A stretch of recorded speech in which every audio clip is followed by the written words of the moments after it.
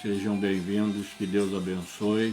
Nós vamos estar orando para darmos início. Deus amado, nós te louvamos por esse dia que o Senhor nos deu, por esta semana que já está chegando ao seu final. Tantas coisas aconteceram essa semana, mas nós louvamos o teu nome porque o Senhor tem sido bondoso para conosco. Louvamos o teu nome pela tua graça, que é a causa pelas tuas misericórdias, que é a causa de não sermos consumidos, porque as tuas misericórdias não têm fim, renovam-se a cada manhã e grande é a tua fidelidade. Te agradecemos porque o Senhor tem sido conosco. Nós fazemos nossas as palavras do salmista quando diz: não fosse o Senhor que esteve ao nosso lado, sim, não fosse o Senhor Israel que o diga, os inimigos nos teriam engolidos vivos. Então nós sabemos que apesar das lutas, das dificuldades, nós podemos contar sempre com a tua graça, a tua misericórdia, a tua bondade, a tua proteção e o teu cuidado. Que a cada dia o Senhor esteja nos renovando, nos restaurando, nos fortalecendo na fé, no amor, na constância, para que possamos estar nos preparando para aquele dia glorioso em que o Senhor há de vir para buscar a sua igreja. Ó Deus amado, abençoa o teu povo, prepara a tua igreja, prepara o teu povo, Senhor, que o teu povo possa estar colocando o teu reino e a tua justiça em primeiro lugar, confiando de que as demais coisas nos serão acrescentadas conforme o Senhor promete na tua palavra. E nós sabemos que o Senhor é fiel no cumprimento da tua palavra. Deus amado, estamos aqui para uma reflexão sobre a tua palavra e te pedimos, ó Deus, que tu venhas abençoar-nos de maneira que possamos aprender um pouco mais acerca da tua palavra, que possamos encontrar na tua palavra o refrigério, a orientação. A tua palavra é a nossa bússola. O salmista já havia dito: lâmpada para os meus pés é a tua palavra e luz para os meus caminhos. Que tu, ó Deus amado, nos abençoe no sentido de que possamos andar sempre na luz da tua palavra, procurando a cada dia crescer na graça e no conhecimento do Senhor e buscarmos uma vida reta diante de ti, embora que saibamos que o inimigo está feroz porque os seus dias estão findando e em consequência disso ele tem atacado de uma forma muito violenta e muito séria. Eu estive lendo ontem, Senhor, uma mensagem de um servo teu, um pastor assembleiano, que pregava a palavra lá no Maranhão, ao ar livre, e a juíza ordenou que ele fosse preso, e ele foi levado algemado. E eu fiquei pensando, Senhor, o nosso país é um país onde há liberdade religiosa. Por que prenderam esse homem? Por que prenderam esse irmão? Ele foi preso porque estava pregando a tua palavra no ar livre. A tua palavra é verdade, ela é fiel. Os políticos pregam mentira nessas campanhas eleitorais. Quanta mentira a gente escuta. E o povo vai nessa onda, acreditando que eles vão fazer o que estão prometendo. E a gente sabe que não vai fazer. A mentira ganha corpo, ganha força, ganha espaço e ganha a aprovação das autoridades do nosso país, enquanto que a verdade está sendo cada vez mais tolhida, cada vez mais proibida. Senhor amado, as provações sempre aconteceram, mas o teu Filho amado, quando aqui esteve, ele alertou-nos de que nos momentos finais, nos momentos próximos da volta dele, as coisas ficariam cada vez piores. E nós estamos vendo coisas que realmente têm chamado a nossa atenção para o fato de que a nossa redenção se aproxima. Por isso nos ajuda, Senhor, nos dá vitória e ajuda-nos a estarmos firmes e constantes, sempre abundantes na obra do Senhor, sabendo que o nosso trabalho não é vão no Senhor. Fala o nosso coração pela Tua palavra nesta noite, que o Teu Espírito unja os nossos lábios, a nossa mente e coração, e que o Teu Espírito possa completar na vida de cada um aquilo que é necessário através da Tua palavra e para o fortalecimento e crescimento da Tua igreja. Nós oramos agradecidos em nome de Jesus. Amém. Eu estava pensando acerca do que nós poderíamos estar refletindo nessa noite. Desde ontem que eu estou olhando e procurando algo. E aí eu resolvi dar um estudo aqui, fazer uma reflexão da palavra. E eu estava preocupado porque a gente fala muito acerca de... Existem vários textos bíblicos que a gente prega com mais frequência, que a gente utiliza mais. E às vezes a gente fica preocupado pensando que talvez o povo não entenda isso, né, por achar que é falta de opção, mas a gente ora e busca a direção de Deus. E aí eu preocupado com isso, um pouco antes de começar isso aqui, eu vi ali uma mensagem do Gleidson, ele falando com um grupo de jovens, e eu até copiei aqui. Ele botou assim: meus irmãos, de tempos em tempos é bom revermos textos que já estudamos.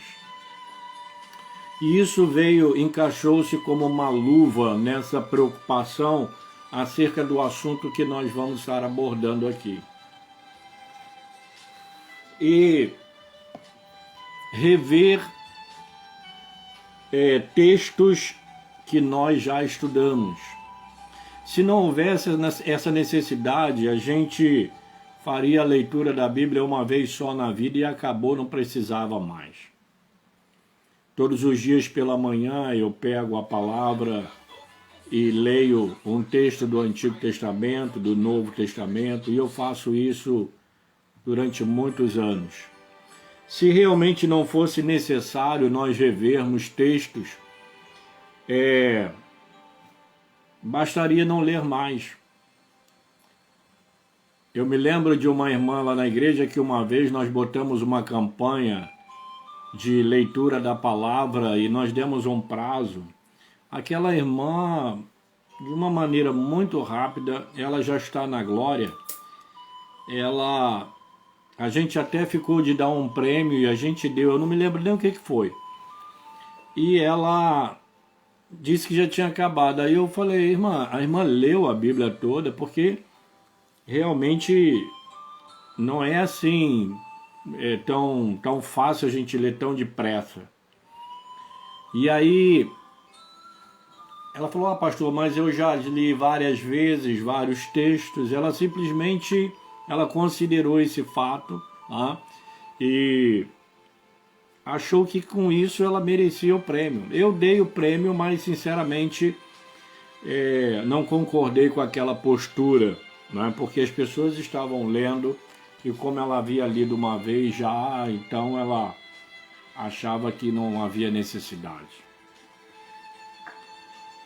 Ler a palavra é bom porque às vezes numa nessas muitas leituras de um texto, Deus vai falando ao nosso coração.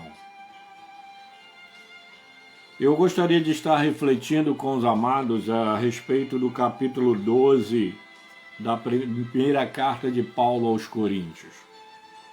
Talvez você pense, não, mas, poxa, pastor, a gente já sabe isso. Eu sei muita coisa, mas eu estou sempre fazendo, como se costuma dizer, uma reciclagem no aprendizado. Esse texto aqui, Paulo, ele vai falar acerca dos dons espirituais, da unidade orgânica da igreja. E eu acho que ele é bastante oportuno porque nós, nesse relógio de oração que nós colocamos, e nós esperamos em Deus que todos procurem cumprir com o seu horário, os irmãos orem pela unidade da igreja. É o primeiro pedido da relação, ele encabeça a relação de motivos de oração. E o primeiro deles é pela unidade da igreja. Aí hoje, eu pensando nesse texto aqui, eu me lembrei desse motivo de oração. A respeito dos dons espirituais, não quero, irmãos, que sejais ignorantes. Sabeis que outrora, quando eres gentios, deixáveis conduzir-vos aos ídolos mudos, segundo eres guiados. Por isso vos faço compreender que ninguém que fala pelo Espírito de Deus afirma anátema Jesus.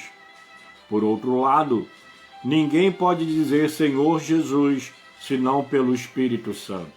Uma breve pausa aqui. Paulo está dizendo aqui que quem tem o Espírito Santo na vida, ele jamais vai amaldiçoar a Jesus.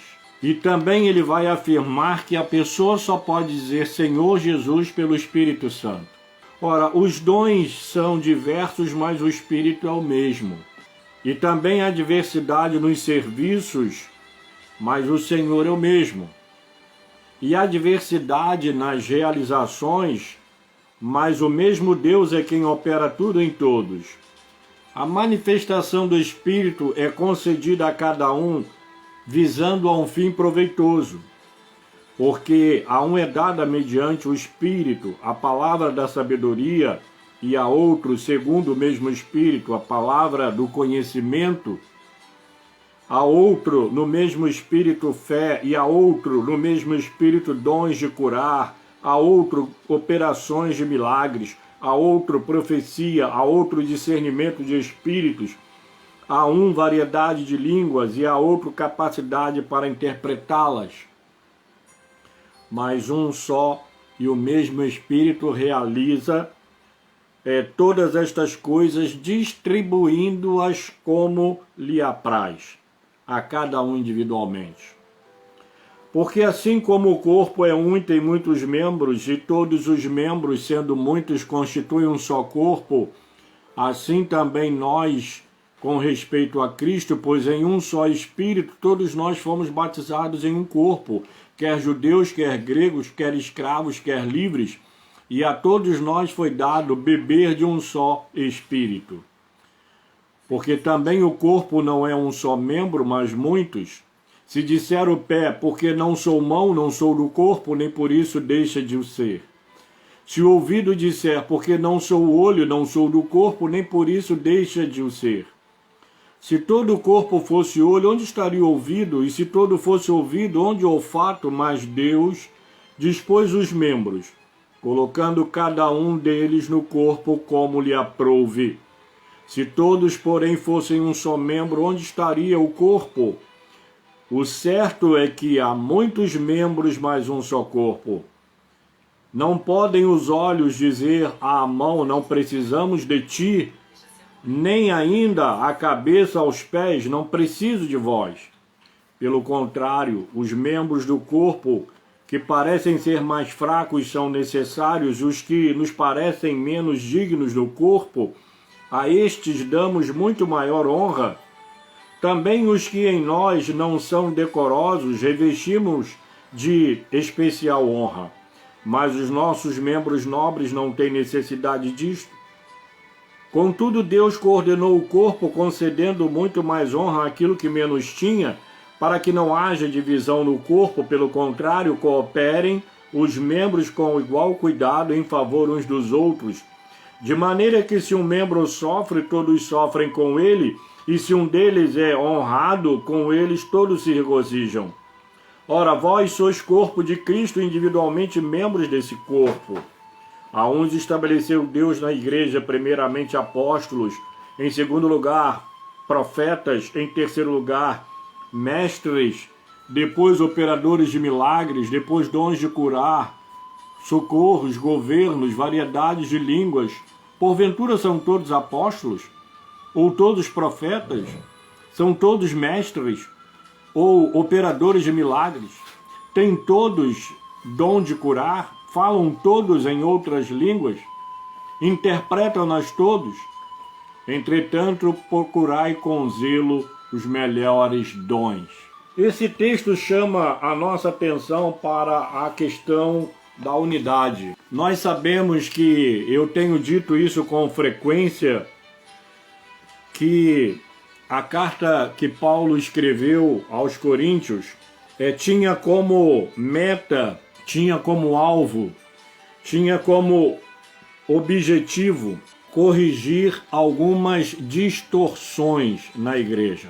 A igreja, ela é constituída de homens e mulheres, de seres humanos, de pessoas falhas e fracas, de pessoas que não são perfeitas.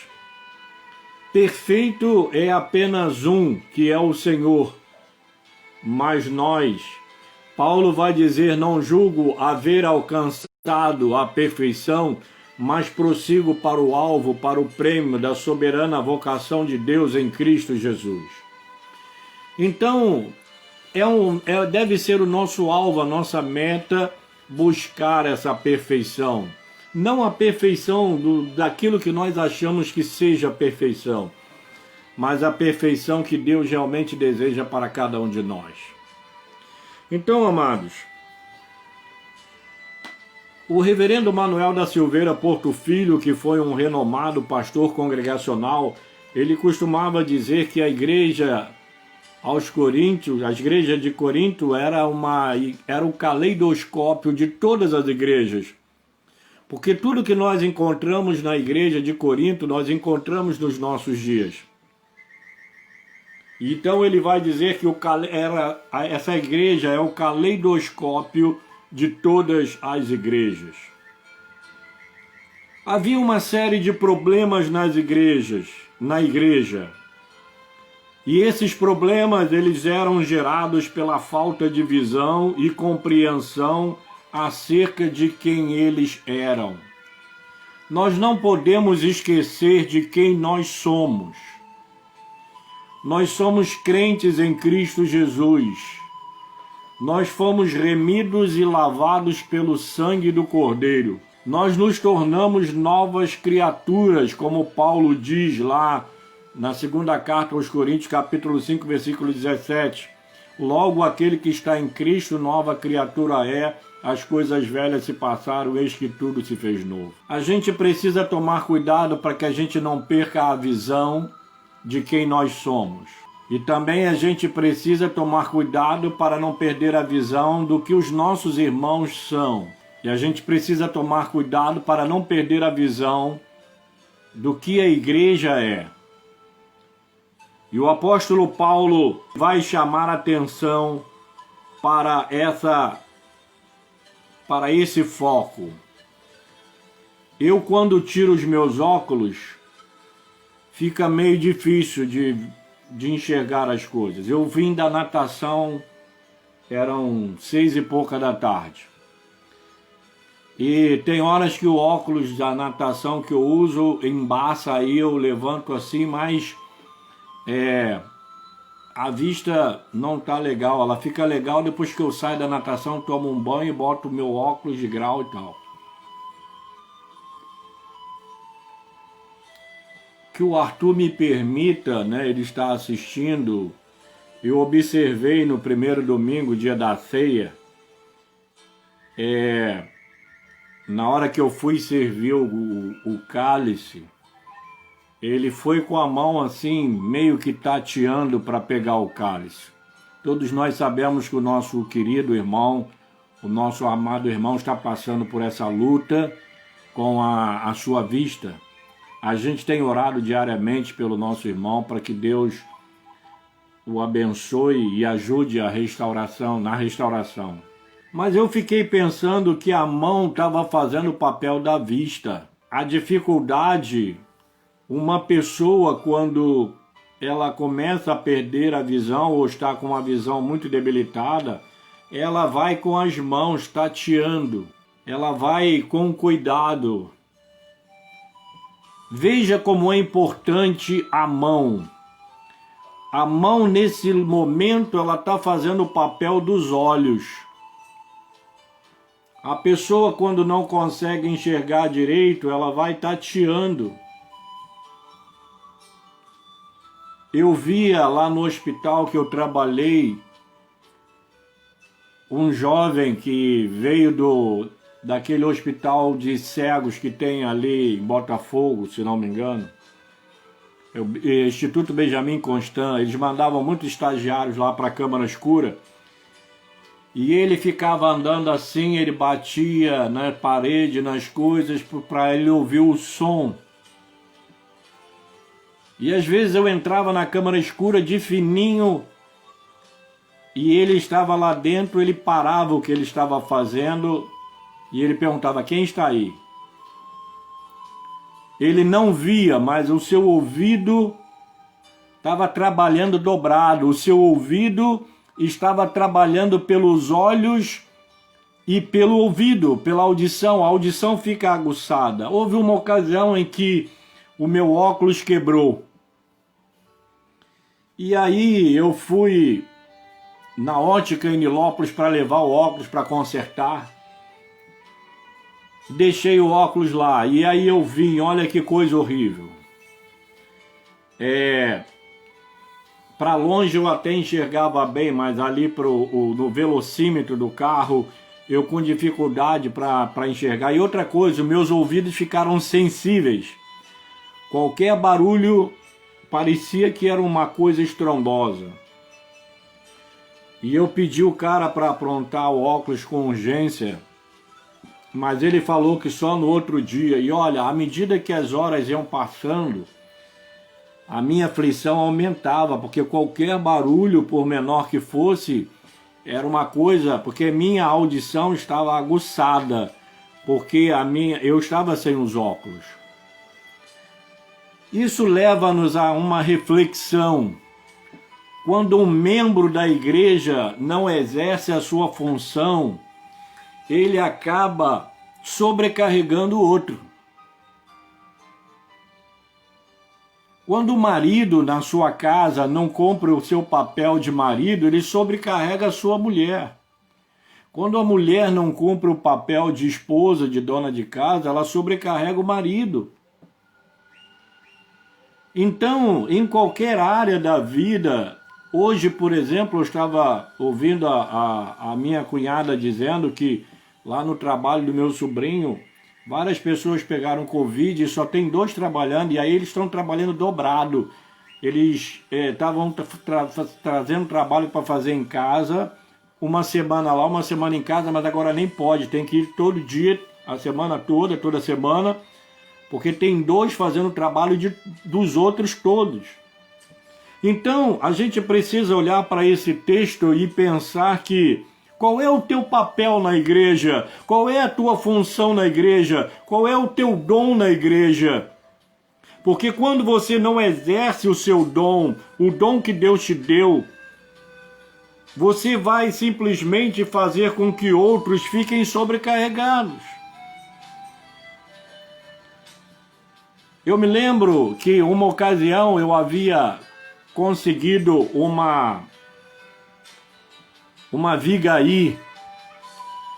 A igreja estava precisando, e aqui na rua que eu moro tinha umas jogadas ali no chão de um moço, e eu fui perguntar quanto ele queria naquela viga aí. Ele falou: não é nada não, pode levar. Ele sabia que eu era pastor, e eu falei que eu precisava levar para botar lá na igreja. Ele: não, pode levar, não precisa dar nada não. E aí os irmãos vieram buscar. Eu falei lá na igreja, eu não estava nem em casa quando eles vieram pegar. Eu só soube quando estava lá. E aí eu passei lá, nós fomos depois carregar aquela viga. Uma viga que deveria ter aí, talvez, os seus 80 quilos para lá, uma coisa pesada. Mas olha, no momento de carregar aquela viga, vários irmãos pegaram na viga e a gente levantou ela e carregou com uma facilidade incrível. E aí a gente vê como a unidade ela é importante. A união para pegar aquele peso terrível, a união para carregar aquele peso e até para botá-la no alto. Eu me lembro que eu estava preocupadíssimo no dia em que a gente ia colocá-la no alto, fizemos um andaime e eu preocupado com aquilo ali, com medo de alguém se ferir, se machucar. E eu me lembro que eu saí um instante para ir comprar alguma coisa para aquele serviço que a gente estava fazendo na igreja. Quando eu voltei, a viga já estava lá no lugar. Porque aquele monte de homens pegaram a viga, ela se tornou uma coisa leve e colocaram lá em cima. Deus deu a cada um de nós uma função na igreja. Deus deu a cada um de nós um dom. E esse dom, ele não é melhor e nem pior, não é superior e nem inferior. Cada dom que Deus deu, ele tem uma finalidade. E Paulo usa essa analogia do corpo aqui para mostrar o quanto é necessário cada parte do corpo funcionando de maneira correta. Porque quando uma parte deixa de funcionar, ela sobrecarrega as demais. A unidade nos ensina a caminhar melhor. A unidade faz com que as coisas se tornem mais leves. A unidade faz com que a distância fique mais curta. E a unidade faz com que haja uma divisão no sentido, divisão no bom sentido, não divisão do verbo dividir em parte, mas cada um pegou no pedaço da viga. A viga foi dividida em vários pedaços, não porque tinha sido cortada, mas cada um colocou suas duas mãos ali e levantou e levou com uma facilidade incrível. E é isso que o apóstolo Paulo está querendo dizer. Não haja entre vós divisões, antes sejais inteiramente unidos na mesma disposição mental e no mesmo parecer. A união faz a força, a união faz com que as coisas se tornem mais fáceis, a união faz com que o trabalho se torne menos pesado e a gente caminha melhor. Então, amados, não podemos perder a visão de quem nós somos. Às vezes nós queremos ser igual ao outro. Eu não posso ser igual a um outro pastor. Cada pastor é um pastor. Eu tenho as minhas imperfeições e cada um tem as suas. Eu tenho as minhas virtudes e cada um tem a sua. E às vezes eu me questiono, Senhor, por que o Senhor me chamou para conduzir o teu rebanho? Eu que tenho tanta falha na minha vida. Hoje mesmo eu estava pensando sobre isso, fazendo um serviço em casa. Eu estava ligando a máquina de solda. Enquanto ligava o disjuntor, eu estava pensando sobre isso.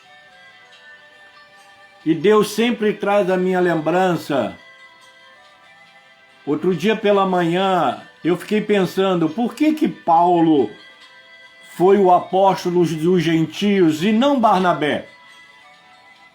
Barnabé era natural de Chipre, homem cheio de fé e do Espírito Santo.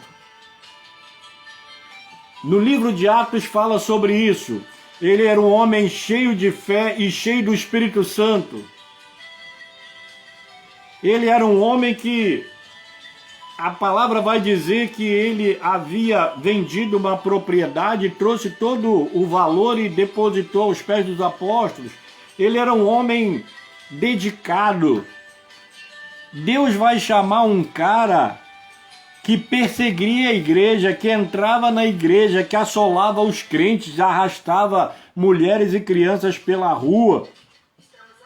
Deus falou ao meu coração sobre isso.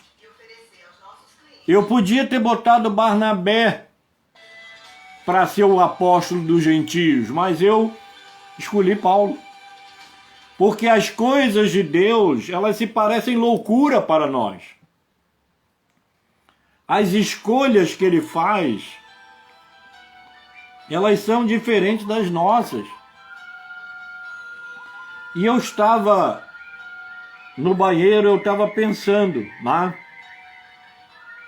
É claro que Barnabé começou, ele foi na primeira, na segunda viagem com Paulo, na terceira, mas no início ele estava à frente.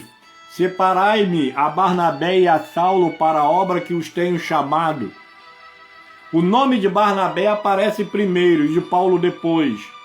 Mais tarde a gente vai ver Paulo na frente de Barnabé. E depois a gente vai ver Paulo conduzindo e fazendo a obra, e não teve nenhum outro missionário que fizesse o que Paulo fez, sendo ele quem foi antes da sua conversão. O apóstolo Paulo, nessa mesma carta aos Coríntios, ele vai dizer: reparai, pois, na vossa vocação, visto que não foram chamados muitos sábios segundo a carne, nem muitos poderosos, nem muitos de nobre nascimento. Deus escolheu as coisas loucas do mundo e as desprezadas e aquelas que não são, a fim de conduzir a nada as que são, a fim de que ninguém se vanglorie na presença de Deus. Então Deus chamou você. Paulo vai dizer aqui: acaso são todos apóstolos? São todos profetas? São todos isso? São todos aquilo? Não. Já pensou se a igreja tivesse cheia de pastor, fosse todo mundo pastor ali? Ia dar uma confusão tremenda. Então, amados, Paulo queria fazer com que o povo voltasse à sobriedade. Paulo queria que o povo voltasse a enxergar.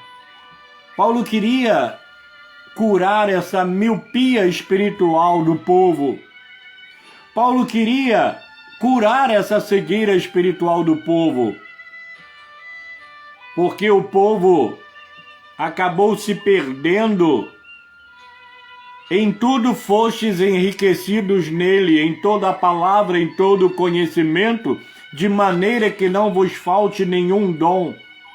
Olha só que coisa tremenda. Eu gostaria que lá na igreja nós tivéssemos assim. Existem aqueles dons que são coisas naturais, mas aqueles dom da oração, daquela oração fervorosa, né, aquelas coisas todas.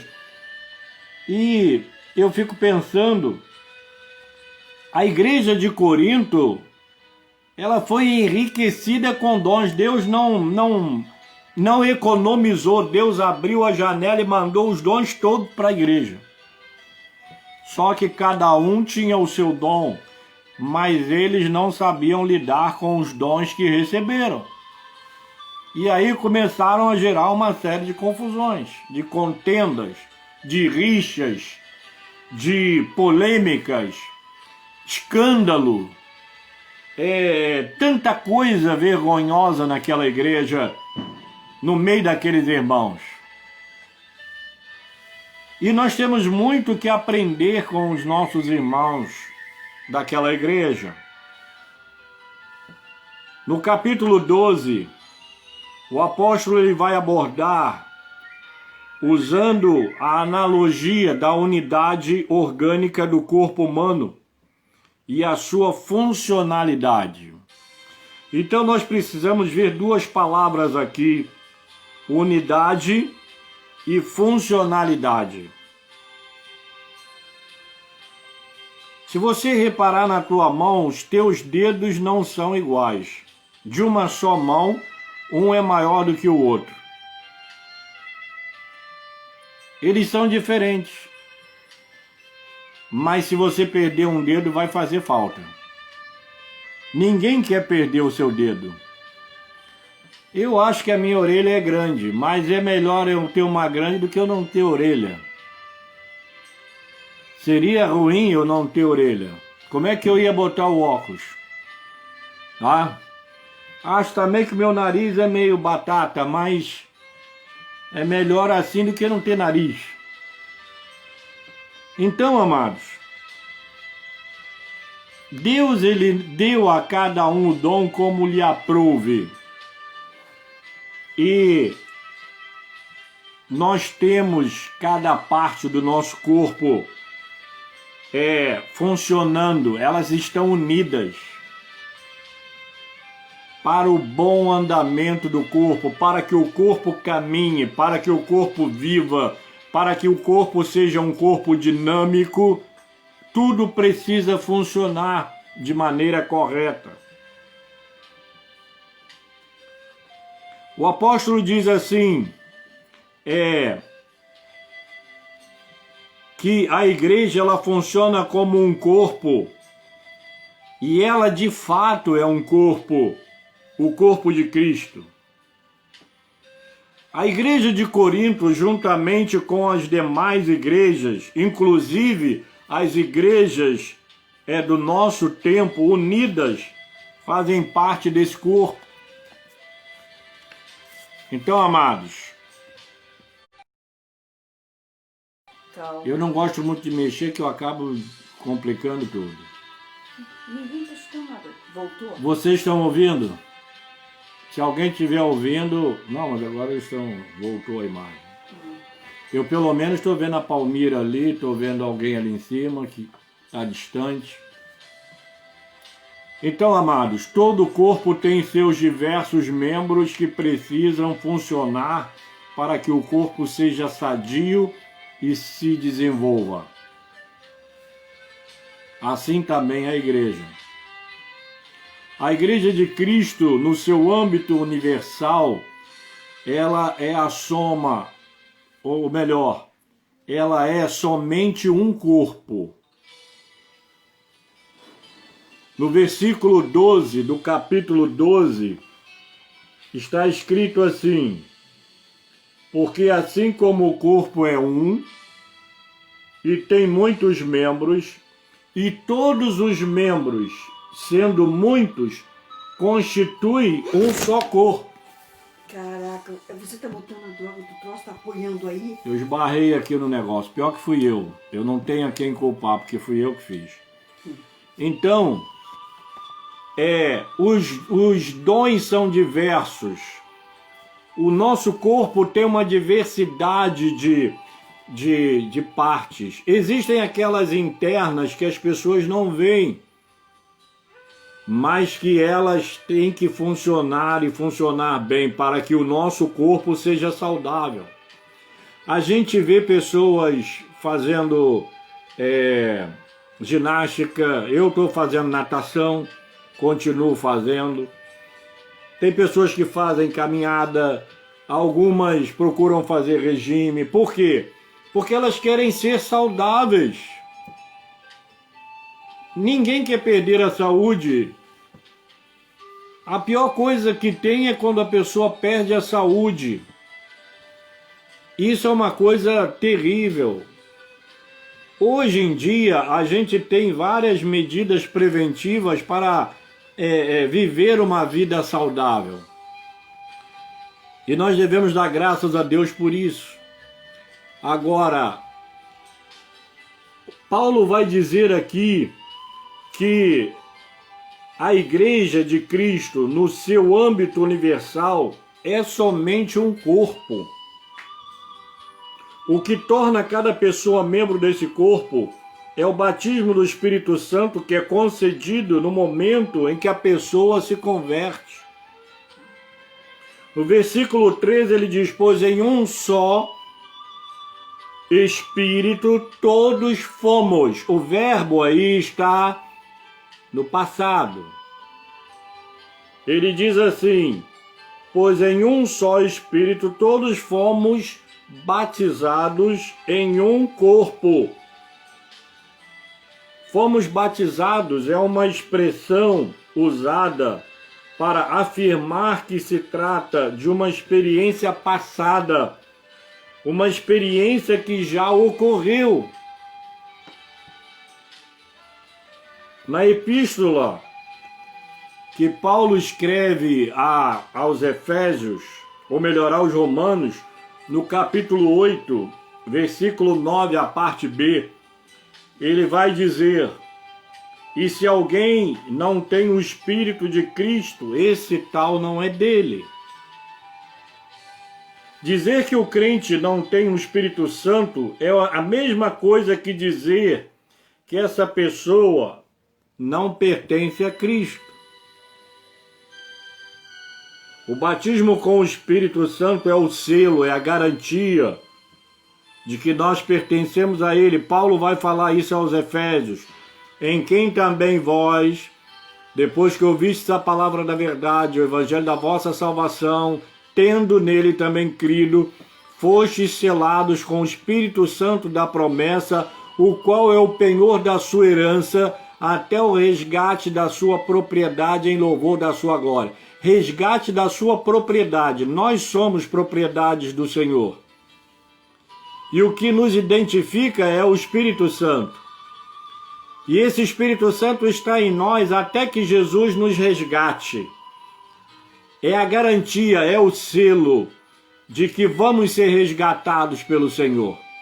Quando a trombeta soar, só vão subir aqueles que foram selados, aqueles que selaram a sua fé com Jesus. Quando você sela a fé com Jesus, Jesus te sela com o Espírito Santo. E você passa a ser propriedade dele. Você pertence a ele. Paulo vai dizer aos Gálatas: não mais eu vivo, mas Cristo vive em mim. E esse viver que tenho na carne, vivo pela fé no Filho de Deus que me amou e a si mesmo se deu por mim. Então, amados, a expressão fostes selados com o Espírito Santo da promessa refere-se também a uma experiência passada na vida daquele que se converteu, daquele que aceitou a Cristo como seu Senhor e Salvador.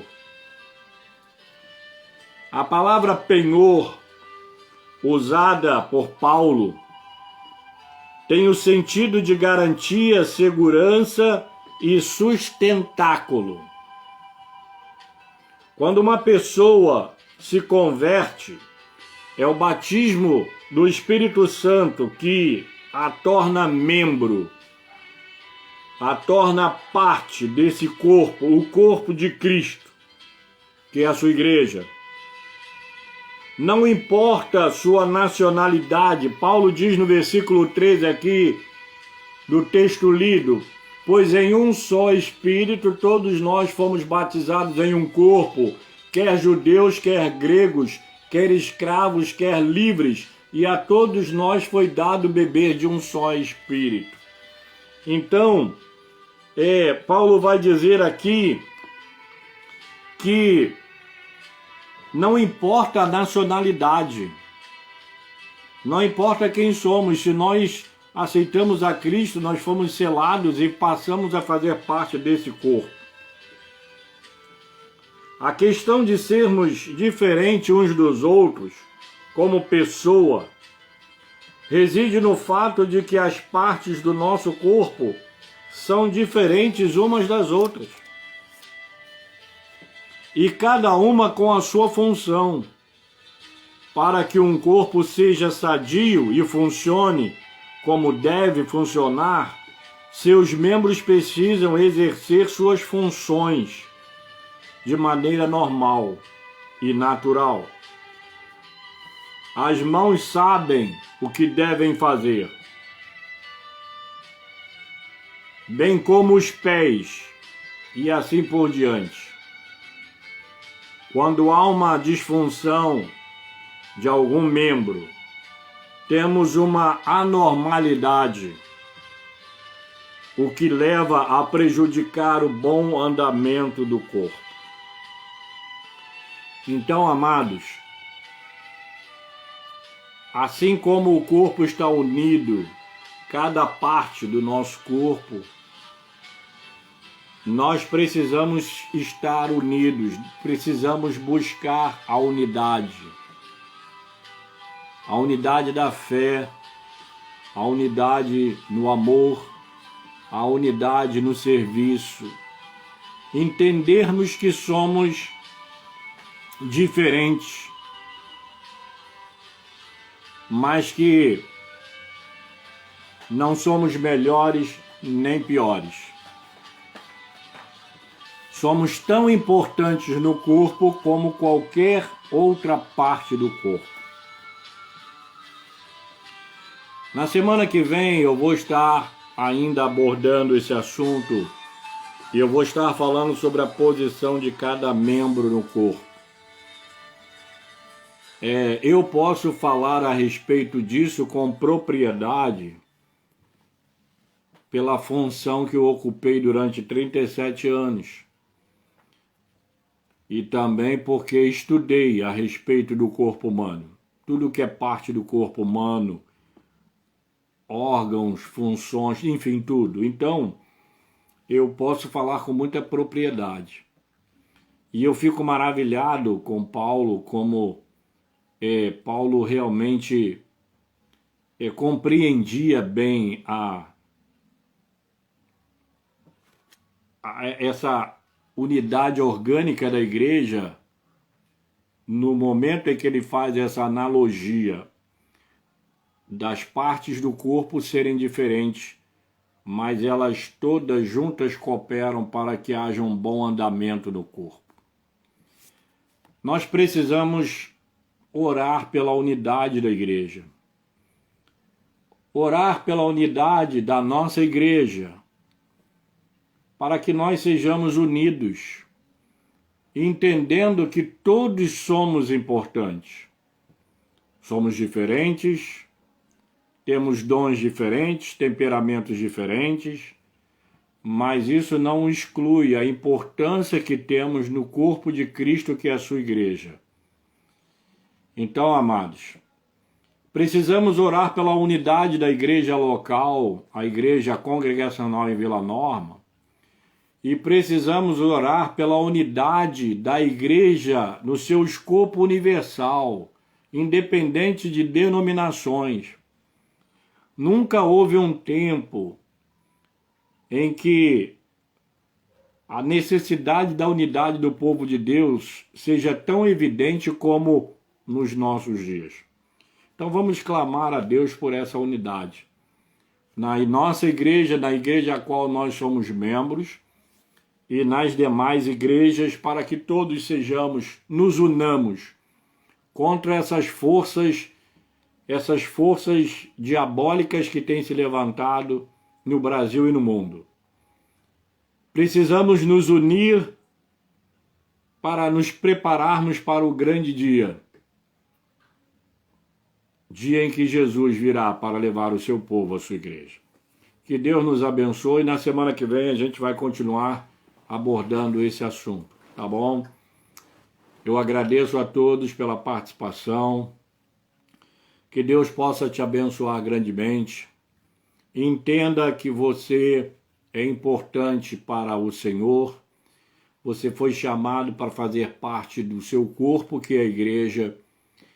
Você é especial e você recebeu da parte de Deus um dom para que ele seja utilizado para o crescimento da igreja, para o fortalecimento do corpo de Cristo. Que Deus nos abençoe e nos ajude a estarmos nos aperfeiçoando cada vez mais, para podermos levar adiante. Há um hino dos Salmos e Hinos que diz assim: leva tu contigo o nome de Jesus e o Salvador. Esse nome dá conforto, seja onde quer que for. Nós temos um nome para conduzir. Nós temos um nome para apresentar às pessoas. Quando Pedro e João foram inquiridos ali pelos líderes religiosos, pela cura daquele homem lá na porta formosa do templo, em nome de quem, aquelas autoridades perguntou, vocês fizeram isso? Com que autoridade? Eles falaram, em nome de Jesus, a quem vocês mataram. Então, Pedro e João não tiveram medo de falar no nome de Jesus. Esse homem está curado porque ele creu no nome de Jesus. Nós temos um nome para levar, um nome para apresentar às pessoas, falar de Jesus. E também temos que zelar por esse nome. Temos que zelar pela sua igreja, que é ele para criar essa igreja, para formar essa igreja, ele derramou o seu sangue, ele deu a sua vida para nos tornar unidos. Eu, nas orações que tenho feito à noite, eu sou o primeiro a orar, né? Porque de meia-noite a meia-noite e meia. Então eu falo, Senhor, assim como o teu filho amado, quando aqui esteve, e ficou registrado lá no capítulo 17 do Evangelho de João, o teu filho pediu pela unidade da igreja, para que todos sejam um, assim como és tu em mim e eu em ti, sejam eles em nós. Então eu peço a Deus para que a igreja seja unida, para que aquela unidade que Jesus pediu o Senhor naquela oração do capítulo 17, que ela realmente seja uma realidade na nossa igreja, no meio do povo de Deus ali e no meio das igrejas. Que Deus nos abençoe. Vamos orar? Senhor amado, louvado e exaltado seja o teu santo nome. Nós não sabemos porque o Senhor nos chamou para fazer parte dessa tua igreja. Não sabemos porque o Senhor nos chamou para essa tão grande salvação.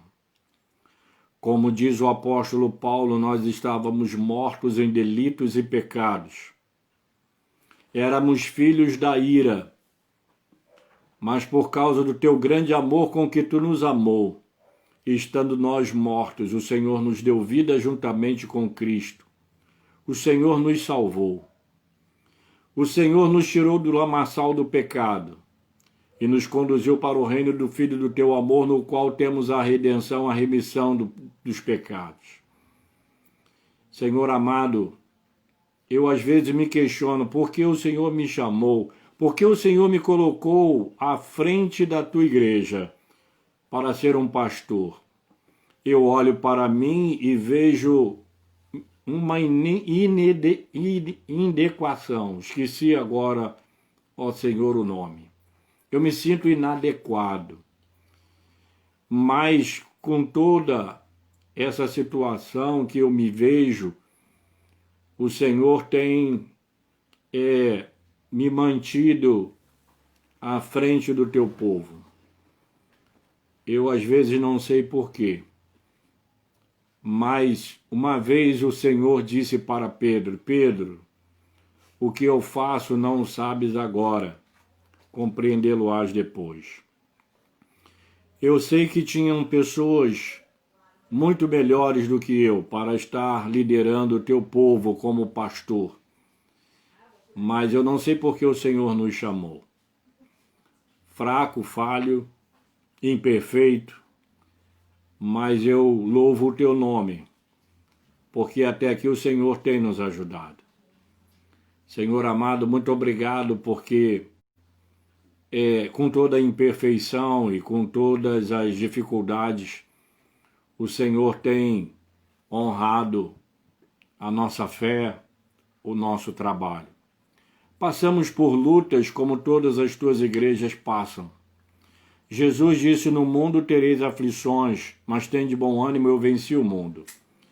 Nós sabemos que as tuas igrejas espalhadas pela face da terra passam por lutas, dificuldades. mas o Senhor está cuidando de cada um de nós. O Senhor não nos desamparou. Lá no livro do profeta Isaías diz: acaso a mãe pode esquecer do filho, do seu ventre, do filho que ainda mama? Mas ainda que ela viesse a se esquecer dele, eu jamais me esquecerei de ti. Eis que nas palmas das minhas mãos te gravei. O Senhor não esquece de nós. O Senhor quer nos usar como vasos. Eu estava vendo uma mensagem hoje, Senhor, do teu servo Hernandes Dias Lopes, quando ele disse: nós somos vasos de barro. O que importa é o que habita em nós, que é o Espírito Santo. O barro é uma coisa que não tem valor nenhum. O que vale é o que está dentro do vaso. Então, Senhor Deus, o Senhor, por uma razão que a gente não sabe, chamou a cada um de nós, sendo vasos de barro, vasos sem nenhum valor. E o Senhor colocou algo precioso dentro de nós, que é o teu Santo Espírito. Nós te louvamos por isso, porque para nós é uma honra ser teus filhos e te servir. E que o Senhor nos ajude a darmos o nosso melhor para ti, porque o Senhor deu o melhor que o Senhor tinha por nós. Abençoa os meus irmãos. Abençoa a Igreja Congregacional em Vila Norma, cada membro congregado, cada uma daquelas pessoas que nos visitam. Abençoa os missionários, os campos missionários. Abençoa as congregações, os pontos de pregações. Abençoa cada igreja, independente de denominação evangélica. Visita cada um de nós com a tua graça, com a tua misericórdia, e nos fortalece e nos une cada vez mais, para que nós possamos permanecer firmes e constantes, sempre abundantes na obra do Senhor, sabendo que o nosso trabalho não é vão no Senhor. Recebe a nossa gratidão e a nossa adoração no nome de Jesus, o teu Filho amado. Amém. Obrigado a todos por esse momento, por você ter nos honrado com a sua presença. Que Deus abençoe a todos. E que o Senhor te abençoe e te guarde. Que o Senhor faça resplandecer o seu rosto sobre ti e tenha misericórdia de ti. Que o Senhor sobre ti levante o seu rosto e te dê a paz.